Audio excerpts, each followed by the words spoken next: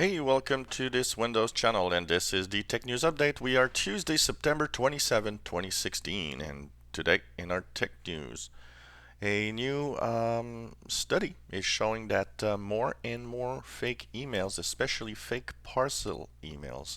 So, for example, you receive a email that says that you've got a package from UPS or whatever, the United States Postal Service, and so on, and of course on the email you have the attachment, and the attachment is ransomware.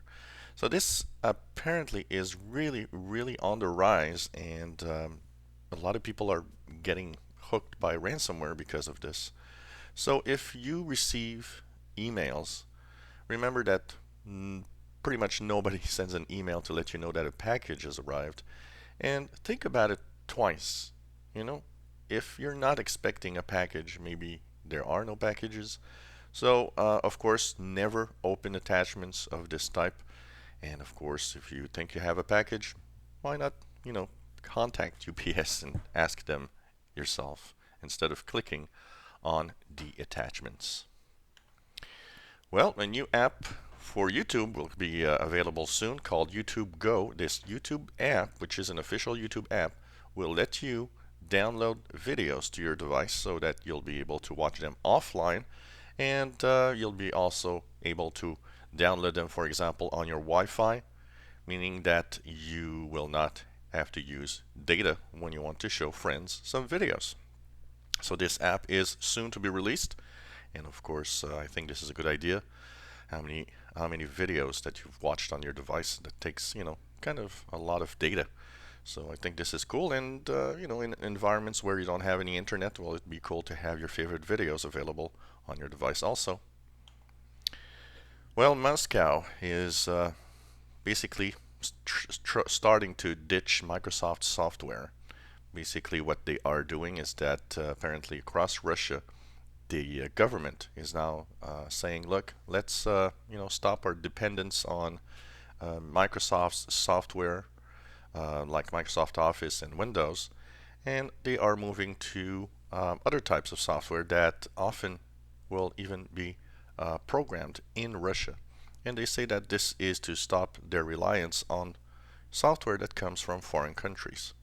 So if you go to Russia in a few years, maybe you'll not see many Windows computers anymore. Well, 60%, according to a survey, 60% of users that think their passwords are strong enough are actually not strong enough.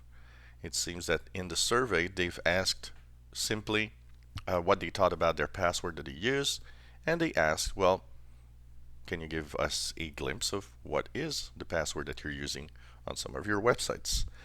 And the study says, well, 60% are totally insecure, and people think they are secure. And that is probably why a lot of accounts get hacked.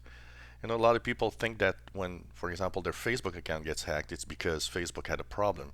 Unfortunately, most of the hacks of Facebook accounts, Twitter accounts, and so on are simply due to the fact that passwords are too weak. So they are easy to actually find out. So make sure your passwords are pretty good and long. Well, many security experts are actually thinking that the claim by Yahoo that the hack of 500 million accounts is state-sponsored um, is kind of bogus. They say, what does Yahoo know about this? What actually makes them think about it? They say the lack of evidence, the lack of information about this also kind of says that, really? Do you really think? A lot of security experts are not really sure that that was the case. So that's going to be interesting, and it'd be interesting to, I think, for Yahoo to let us know, the reasons why they think that it's a state-sponsored attack. But many security experts say, well, maybe that claim that it's state-sponsored attack is to try to give a reason of why they've got hacked, and that they were pretty secure, and it's really, a major attack. So that's interesting, and I think, Yahoo needs to explain a little more about this.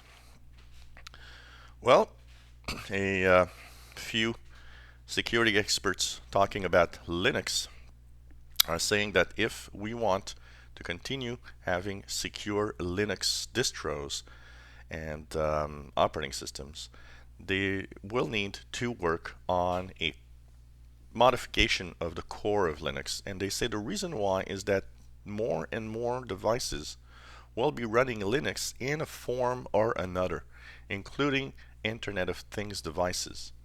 And this means that, of course, the core of Linux needs to be modified to make sure that it's not easy to hack. Many experts say, you know what, Linux is maybe not as secure as you think. And there are some core modifications that need to be done. So that's going to be interesting to see. But in a world where Linux is actually being used a lot by all sorts of little devices, and of course it's running the world's servers, it's going to be more and more, possible to probably hack into Linux in some way, and some people will want to do that basically. So that's going to be interesting to see how they make it more secure basically in the future.